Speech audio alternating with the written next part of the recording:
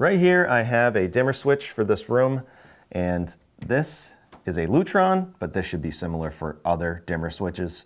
What's going on is this is on the lowest dimmer setting, and when I flick this switch on, nothing happens on the lowest setting. But if I turn it up, you'll see it comes on.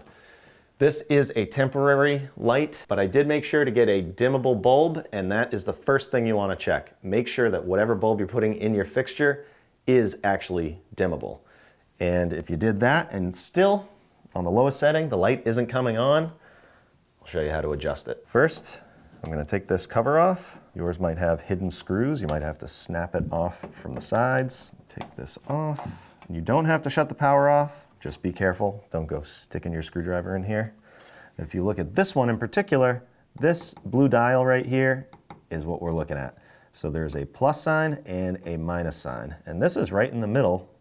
So this is the factory setting. Maybe it's because I'm using a temporary light and that bulb just doesn't work that well with this, but what you want to do is just adjust this to go up until you get that light bulb at the setting you want.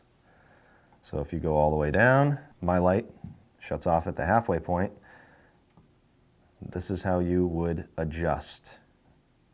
Well, I'm going to go all the way up with mine because that seems to be the best setting. It's in the middle, and I slowly turn it up and it comes on. So now that I have it where I want it, I can put my cover back on.